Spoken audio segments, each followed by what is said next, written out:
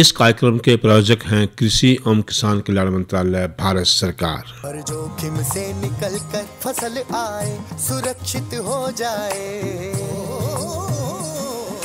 फसल बीमा से हर किसान अब आत्मनिर्भर हो जाए। संकट के समय प्रधानमंत्री फसल बीमा योजना किसानों के लिए वरदान है।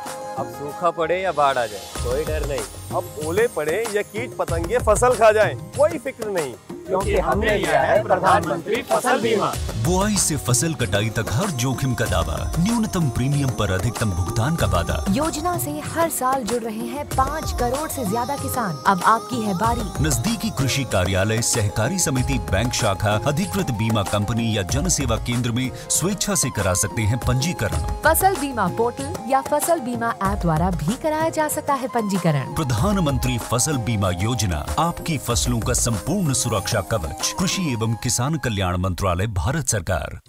किसानवाणी कार्यक्रम के सभी सुनवाने गिरदारी की राम राम। साथियों, कार्यक्रम किसानवाणी आपका अपना कार्यक्रम, जिसके माध्यम से हमारा प्रयास कि आप तक वो सब जानकारी पहुंचा सकें जो जरूरी है आपके लिए, ताकि आप सभी जानकारियों को लेके तो आपने सारी जानकारी है ही है, इतने लंबे समय से आप खेती कर रहे हैं, लेकिन फिर भी समय समय पे जो भी खोज नहीं आई है, सर्च जो हुई है, कोई और सुधार किसी नस्ल में हुआ है, पशु में हुआ है, या क्या मौसम है, क्या होने की संभावना, ये सब जानकारी हम इस कार्यक्रम के माध्यम से आपके बीच में लेकर आए, ताकि आपने जो है नई से नई जानकारी मिलती रहे और आप अपनी जो खेती बाड़ी में सुधार करते रहें। क्योंकि देखो, समय के साथ जो है परिवर्तन और नई खोजों का अपना महत्व है, और जब आप इन सब चीज़ों को अपनाओगे तो भाई एक बढ़िया खेती करोगे, और ये क्या लेके कम लागत पे अधिक उत्पादन लोगे। और यही हमारा जो है उद्देश्य है, क्योंकि जो हमारा किसान साथी है उसकी जो उत्पादन लागत है वो कम से कम हो, ताकि वो एक अच्छा उत्पादन लेके अच्छा लाभ कमा सके। ये हमारा उद्देश्य है। तो आज के इस कार्यक्रम में जो हम चर्चा करेंगे, यही करेंगे कि जो आधुनिक समय में जो खेती है, जो प्राकृतिक खेती का महत्व क्या है, उस पर चर्चा करेंगे। थोड़ी चर्चा करेंगे कि जो आप जो फसल खेतों में जला दे हो, उसका हमारी माटी ने क्या नुकसान हुआ है। चर्चा रहेगी हमारी मौसम के बारे में, कि मौसम आज का या कि कल का रहने की उम्मीद है कि आप कृषि कार्य कर सकें। और आपने पता है कि कार्यक्रम में मनोरंजन भी जरूर होगा। तो शुरुआत कर दें हम।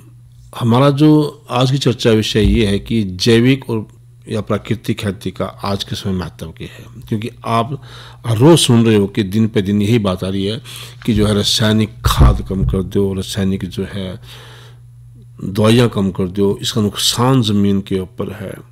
तो क्या नुकसान है, ये मान लो कि जो हमारी भूमि है, जिसे हम धरती माँ कहते हैं, एक तो सारा कुछ सहन कर रही है, ऊपर तक माना उसके बाद भी खाने अनाज दे है।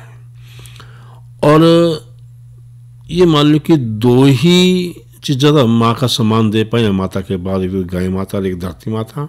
इस धरती माता पर जैसे जैसे हम अधिक उत्पादन लेने के लिए रासायनिक खाद्यों का, रासायनिक दवाइयों का प्रयोग बढ़ाते गए, तो उस तरह उसके दुष्परिणाम भी आते गए। उस ज़मीन की क्षमता खत्म होती चली गई। तो ऐसे में एक लंबे समय के बाद ये फिर हम वापस लौट के आए, क्यों ना जो खेती है वो प्राकृतिक तरीके से हो, जैविक तरीके से हो।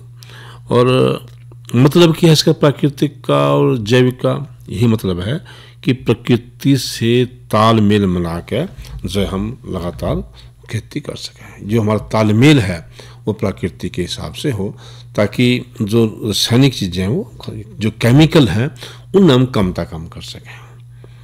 तो हमने देखे कि पिछले 20 साल में जिस तरह से अंधाधुंध रासायनिक खाद, रासायनिक दवाइयों का प्रभाव बढ़ा है, वैसे वैसे ही धरती और जलवायु, वायु, मानस के विचार, मानस का स्वास्थ्य, पर्यावरण, इन सब पर नकारात्मक प्रभाव पड़ा है, गलत प्रभाव पड़ा है। और अब समय आ गया कि हम उन सब समस्याओं का हल ढूंढें। और उसका हल एक तो यही है कि हम खेती जो है वो प्राकृतिक तरीके से करें, जो है खेती जो है जैविक तरीके से करें। यानी हम बोर्ड के उन चीज़ों पर आ जाएं जो हम छोड़ चुके थे आरी खाद, कार्बनिक खाद, केंचुआ खाद, गोबर खाद, जो है फसल अवशेष, जो है फसल चक्र, तो इन सब चीज़ों पर अटकावा। तो उसका क्या उपयोग है, उसे क्यों आवा हम लौट के? एक तो जब भी हम इनका प्रयोग करेंगे आपका वातावरण शुद्ध रहेगा और भूमि की जो उर्वरा शक्ति है उसमें टिकाऊपन आएगा। जो पानी है उसकी कम जरूरत पड़ेगी और जो मृदा के माटी के सारे उपयोगी विशेषकर जो सूक्ष्म जो है तत्व हैं उनकी बात करा तो उनकी आपूर्ति हो जाएगी, कम लागत है, ज़्यादा उत्पादन हो जाएगा और जो हानिकारक रसायन है उन तक मुक्त हमारा भोजन होगा और जो निर्यात बाजार खातिर जो अनिवार्य शर्त है वह पूरी होंगी और वही विदेशी मुद्रा की भी आय होगी। जो पैदावार है उसकी गुणवत्ता में सुधार होगा तो उस तरह जो है सीधी सी बात है मूल्य भी ज़्यादा मिलेगा, कीमत ज़्यादा मिलेगी और जो मानस का स्वास्थ्य है वो भी उसका स्तर भी लाभकारी रहेगा और जो आपका संतुलित जो जैविक चक्र है उसने बढ़ावा मिलेगा, जिस तरह जो जैव विविधता है उसका संरक्षण होगा। तो इस तरह से आप जो है ये फायदे रहेंगे जो प्राकृतिक है खेती है। तो क्यों ना हम जो है प्राकृतिक खेती के रूप में मोड़ेंगे। अब हमने बताया तरीके की बात कर लिया, तो तरीके एक तो यही है कि जैविक खाद यानी हम गोबर की खाद के जो आम किसान आराम से मिल सके, जो हमारे डांगर हैं जो रहे उनका अम्बल मूत्र जो खाने तक बचे हुए जो व्यर्थ चारे है उस तक बन जाएगा। हरी खाद की हम बात कर लें, जिस तरह हम जो दो फसलों के बीच में जो दलनी जो फसलें हैं उस तय तो उस तय हरी खाद मिल जाएगी, ढांचा है वो हरी खाद मिल जाएगा। तो उससे क्या होगा, जो सूक्ष्म तत्व हमारी फसल में वो पूरे हो जाएंगे। बर्मी कंपोस्ट है वो भी एक प्राकृतिक खेती का एक साधन है। ऐसी खाद है जो केंचुए द्वारा बनाई जाएगी, केंचुए द्वारा गोबर और कचरे खा कर जो मल द्वारा पदार्थ बनेगा उसे हम बर्मी कंपोस्ट यानी केंचुआ खाद कहें। तो उससे भी जो हमारी ज़मीन है वो बढ़िया रहेगी।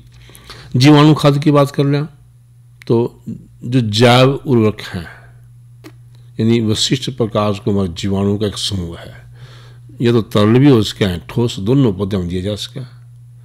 तो जैविक उर्वरक के प्रयोग तय जो रासायनिक उर्वरक हैं उन तय 1/3 मात्रा तक की बचत हो सके, नाइट्रोजन की पूर्ति कर हो सके।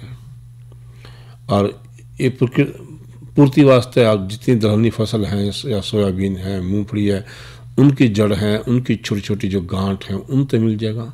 और तो जो इस तरह से आप देखें उससे जो है या राइजोबियम का टिक्का है उस तरह मिल सके।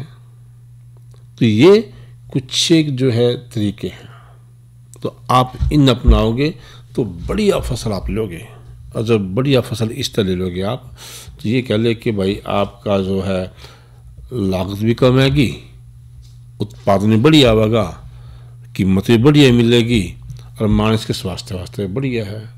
कुछ एक घटक इसके जो है मुख्य बता देना वैसे आपने, जिस तरह एक घटक इसका है मृदाच्छादन, एक है कृष्टाच्छादन, एक है जो सजीव आच्छादन, एक है वापसा, एक है अंत फसल, एक है गो आधारित उत्पादन, एक है जीवा अमृत।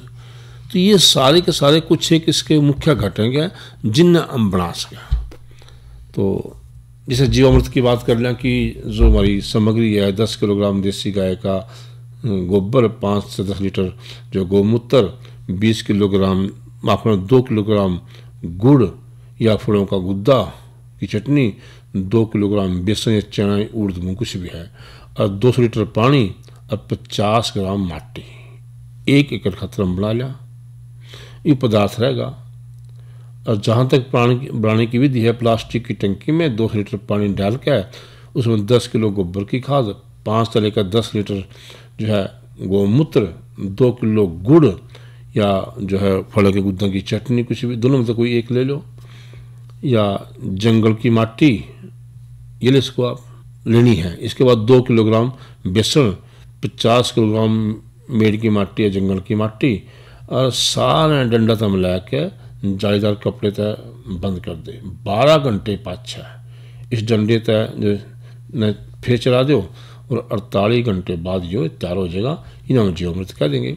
तो इस तरह की जो ये तरीके हैं कुछ जो प्राकृतिक कीटनाशक और प्राकृतिक जो है खाद्यान्न के, तो इन आप प्रयोग करके बढ़िया और अच्छी फसल ले लें, जिससे कि मेरे को एक बार फिर कह दें कि जो स्वास्थ्य ठीक रहेगा और भाई आपने जो है बढ़िया फसल मिल जाएगी, अधिक कीमत मिल जाएगी।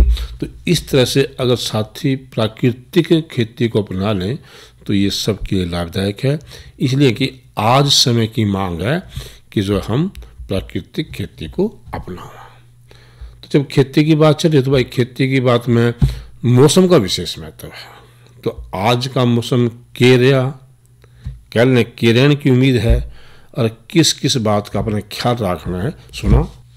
किसान भाइयों राम राम। मौसम पूर्वानुमान एवं कृषि सलाह के साथ मैं हूँ डॉक्टर ममता, मौसम विशेषज्ञ, चौधरी चरण सिंह, हरियाणा कृषि विश्वविद्यालय कृषि विज्ञान केंद्र कुरुक्षेत्र।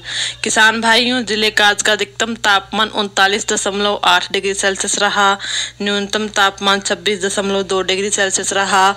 नमी की बात करें तो सुबह और शाम की सापेक्ष आर्द्रता 68 और 28% रही। हवा की रफ्तार 16 किलोमीटर प्रति घंटा रही। अब हम बात करते हैं आने वाले मौसम के पूर्वानुमान की। किसान भाइयों, 16 जून तक मौसम आमतौर पर परिवर्तनशील रहने का पूर्वानुमान लगाया जा रहा है। इस दौरान अधिकतम तापमान में कोई बदलाव न होने, वातावरण में नमी की मात्रा में गिरावट आने का पूर्वानुमान लगाया जा रहा है। 13 जून से जिले में कहीं कहीं हल्की बारिश होने का पूर्वानुमान लगाया जा रहा है। अब हम बात करते हैं मौसम पूर्वानुमान आधारित कृषि सलाह की। किसान भाइयों, खरीफ फसलों की बुआई से पहले अपने खेत की मिट्टी की जांच किसी प्रमाणित संस्थान से अवश्य करवा लें। धन्यवाद। तो ये तो बात थी कि हमारा के तो मौसम रहेगा और के आ जाएगा और कौन कौन सी बातों का माने ख्याल रखना है, ये बता देंगे। जो हमारा कल का कार्यक्रम है उसमें हमारा विषय क्या रहेगा। तो कल के कार्यक्रम का जो हमारा विषय है वो रहेगा कि कल का कार्यक्रम फोन इन है और फोन इन में एक विशेषज्ञ आएंगे और विशेषज्ञ से आप सीधे फ़ोन के माध्यम से आप अपनी समस्या का समाधान ढूंढ सकें। तो ये हमारा जो है कल के कार्यक्रम का जो विषय हम बता दें वो रहेगा पशुओं के रोगों का प्राकृतिक चिकित्सा से निदान। एक बार फिर बता कि पशुओं के जो रोग हैं उनका हम प्राकृतिक चिकित्सा से कैसे निदान कराएंगे, इनको उपचार कैसे कर पाएंगे, ये हम आपको बताएंगे डॉक्टर जसबीर सिंह। तो कल का हमारा ये रहेगा। अब आपने बता दें कि एक हमारा फ़ोन नंबर है जो है 1551 1551, जो किसान कॉल सेंटर के नाम से जाना जाए। आप इस पर कभी भी जो है फ़ोन कर लो, निःशुल्क है और आपकी समस्या का समाधान जो है इस फ़ोन के माध्यम से होगा। तो ध्यान रखियो 1551 और जो है यह किसान कॉल सेंटर। तो ये बात है मनोरंजन की, तो पहले मनोरंजन कर लें, बाकी चर्चा बाद में करेंगे। तो सुना फिर याद आगनी।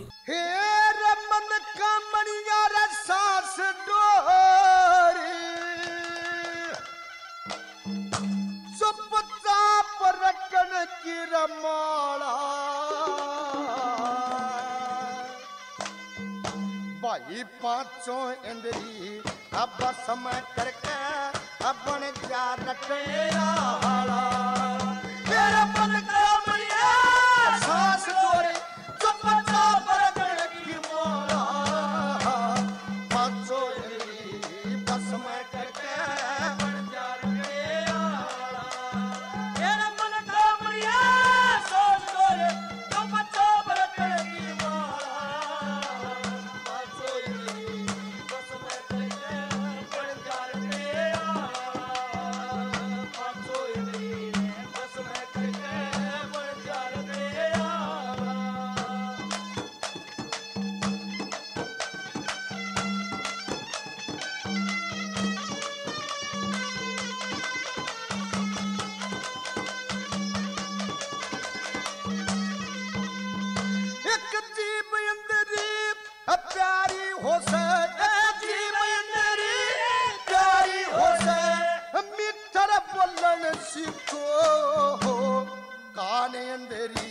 शब्द सुनन न बुद्धि ते तोलन सीखो भाई नैन इंद्री रे धर्म जंग पे घूमन डोलन सीखो एक गुप्त इंद्री पर नारी पे मत ना खोलन सीखो एक गुप्त इंद्री पर नारी पे मत ना खोलन सीखो इस मन पापी ने बस में कर ले रे मन पापी ने बस में कर ले अरे और लगा दे ताला पांचों इंद्री बस में करके बन जा रखे आला अरे मन का मरिया सोच कर तो पता बरकड़ की माला पांचों इंद्री बस में करके बन जा रखे आला पांचों इंद्री बस में करके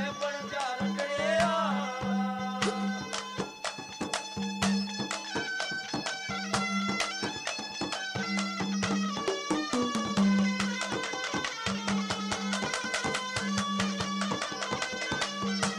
देखे मन मणिया की माला तैयार मन मणिया की माला तैयार अपराध कटन की रहो से मन अंदर घर मंदिर जीते जंग रटन की रहो से ये रबन दीपक पर आकाश बिजलिया बिना बटन की हो से बैकुंठ धाम एक नगरी साधु संत डटन की रहो से बैकुंठ धाम एक नगरी साधु संत डटन की हो से तू उनके चरण में शीश राख लेंगे उनके चरण में शीश राख जहाँ दया धर्म की धर्मशाला पांचों इंद्री बस में करके बन जा रखे आला तेरा मन का बढ़िया सोच कर तो पता बरकड़ की माला पांचों इंद्री बस में करके बन जा रखे आला पांचों इंद्री बस में करके बन जा रखे आला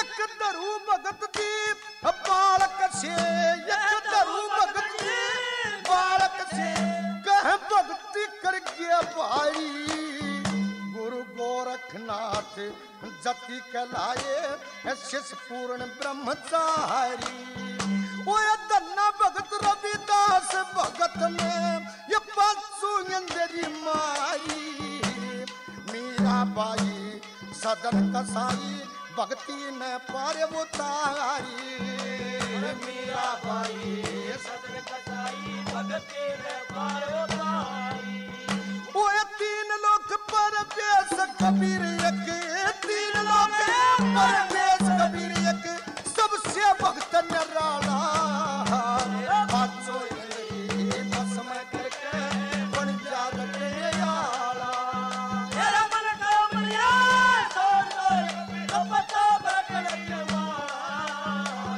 पांचों इंद्री बस में करके बन जा रखे आला पांचों इंद्री बस में करके बन जा रखे आला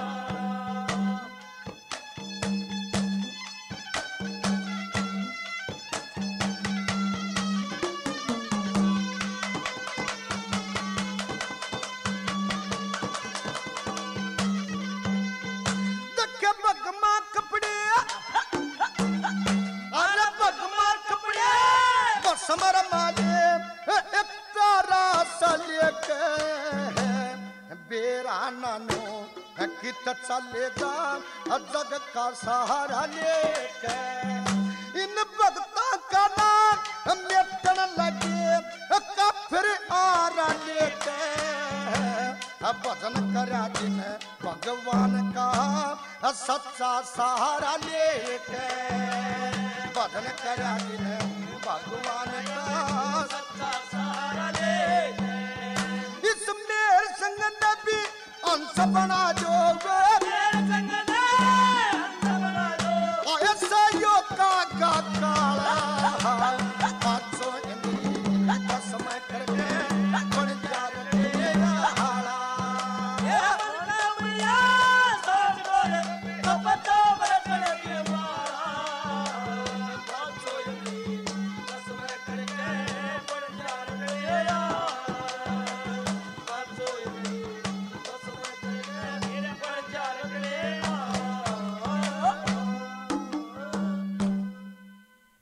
अभी बात तो कर लिया थोड़ी सी कि जो प्रधानमंत्री किसान मानधन योजना के ऊपर, कि केंद्र सरकार की एक ऐसी योजना है जिसमें किसान ने 60 साल के पश्चात जो है पेंशन का प्रावधान है। इस योजना में 18 से लेकर 40 साल तक के जो किसान हैं वह भाग ले सकें, और जिसे उम्र के हिसाब से आय महीना जो है एक अंशदान उसमें देना पड़ा, और उस पीछे से 3,000 रुपये महीना यानी 36,000 रुपये सालाना जो है उन्हें पेंशन मिलेगी।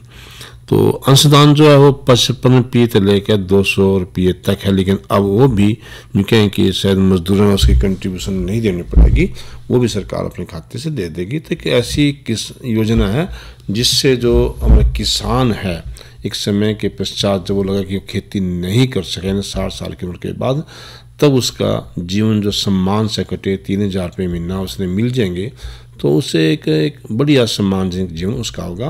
तो ऐसी योजना है जिसे हम कहेंगे जो है किसान मानधन योजना। तो अब बात कर लें थोड़ी सी कि जो साथी अपने खेत में जो अवशेष हैं या जो खेत में आग लाते हैं, वो सोचें कि भी क्या फ़र्क पड़ा आग लाने, नुकसान तो कोई होता कौन नहीं, लेकिन जितना नुकसान होगा ना उस नुकसान की भरपाई करना बहुत मुश्किल है। क्या नुकसान है?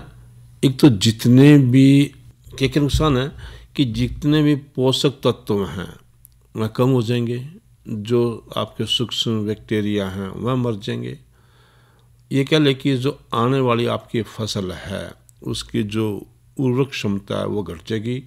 जब उर्वरक क्षमता घटेगी तो उत्पादन भी कम हो जाएगा। जितने भी हमारे कृषि विशेषज्ञ हैं उन्हें प्रशिक्षण से पाया भी है, मिट्टी जांच के बाद उन्होंने देखा भी है कि जितने भी ये आग लगाने काम हैं उसमें लगभग 14% जो है उर्वरक शक्ति आपकी कम हो जाती है खेत में।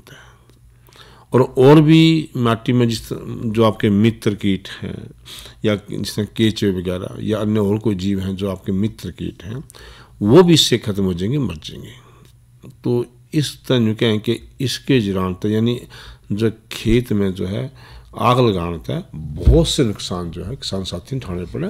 तो कोशिश यही करनी है कि आप उस नुकसान से बच सको। अब आपको कि भाई और क्या है नुकसान है इसके, तो भाई सीधी सी आप देख लियो, जब आप जिस तरह आप आग बुझाओगे देखोगे आपने जो है तापमान बहुत गर्म सा, माटी बहुत गर्म होगी। जिस तरह आप माटी पे पानी गिर दोगे एकदम भाप बन के उड़ेंगे। इसका मतलब क्या है कि जो वाटर लेवल है, पानी का स्तर है, वो भी प्रभावित होगा। और आग के धुएं से जो वायु प्रदूषण के कारण जो कार्बनिक चक्र है वो प्रभावित होगा। मिट्टी का जो ऊपरली स्तर है उसके जलन से जो आपका भूषण है वो बढ़ जाएगा, पोषक तत्व कम हो जाएंगे, इससे उपजाऊ शक्ति कम होएगी। और सुन लो, जो किसान खेत में आग लगाए तो उनमें ये भी देखने मिलेगा कि बहुत से जो मित्र कीट हैं जो आपकी फसल वास्ते लाभदायक हैं वो भी ख़त्म हो जाएंगे। रही बात उस चीज़ की कि भाई और क्या नुकसान उसका है, तो जब आप सब बता दीजिए जो उर्वरक हैं उन सब का नुकसान जो इससे होगा, इससे आपके जो नाइट्रोजन है, फास्फोरस है, पोटासियम है, ये सारे के सारे नुकसान जो है आपकी फसल में होंगे। तो क्यों ऐसा काम करना कि भाई जो हमारी ज़मीन है वह भी ख़त्म हुआ है, हमारे उत्पादन भी कम हुआ है और कीमत तो हमारे फिर कम मिलेगी। तो इस वास्ते ज़रूरी है कि आगे से ध्यान रखो कि भाई हम कभी भी अपने जो खेत में इस तरह आग ना लावा। कुछ भाई ये कह दे कि फ़र्क पड़ा तो ऊँब कहाँ भाई, हम तो बरसों तक आग लाने आ रहे हैं, बिल्कुल लाने आ रहे हो, इसमें कोई दुराई नहीं है, लाई होगी भी। लेकिन किसी भी चीज़ का नुकसान आपने एकदम नहीं पचालता। सह जब आप उस चीज़ का प्रयोग करोगे उसके फिर नुकसान भी सह जाएंगे और एक समय ऐसा आ जाएगा कि उसका नुकसान इतना आ लेगा कि भाई आपने पता भी नहीं चलने का कि कद आपकी जो ज़मीन है वो बंजर करनी पड़ेगी। आप कभी भी देख लियो, आपके खेत में आग लगाने से पहले जो आयरन है, मैग्नीज है, जो मैग्नीज है, कॉपर है, या आपका पीएच वैल्यू है, या ऑर्गेनिक कार्बन है, ये सारे के सारे पहला बहुत बढ़िया है।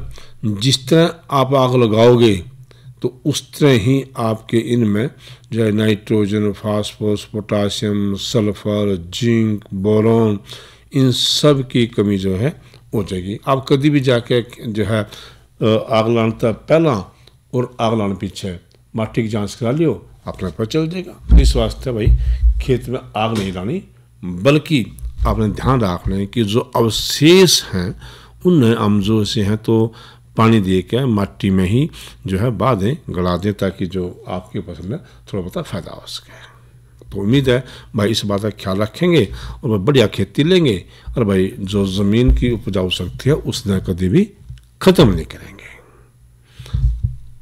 किसानवाणी के इस अंक के प्रायोजक थे कृषि एवं किसान कल्याण मंत्रालय, भारत सरकार। अरे अरे अरे क्या कर रहा है? इधर इधर इधर हम बोल रहे हैं तेरे बीजू का। उतला बोल रहा है? हाँ, पक्षियों से तो हम खेत को बचा लेते हैं, पर इन घातक रसायनों से कैसे बचाएं? मतलब? देख बेटा, तू जो ये अंधाधुंध रसायन मिलाता है ना, मिट्टी की सेहत बिगड़ने लगी है, और जब माटी ही कमजोर पड़ जाएगी तो उपज कैसे सेहतमंद होगी? हाँ? अरे पहले ऐसा नहीं था, पूछना अपने बड़े बुजुर्गों से, कैसे फसल लहलहाती थी, शुद्धता झलकती थी। हाँ, माटी भी तंदुरुस्त और लोग भी। अरे अब पहली वाली बात कहाँ? पर अब तो सब यही डाले हैं। सब नहीं, आज भी लाखों जागरूक किसान परंपरागत विधि से फसल उगा रहे हैं, खर्चा कम और उपज की कीमत भी बेहतर पा रहे हैं। सच है?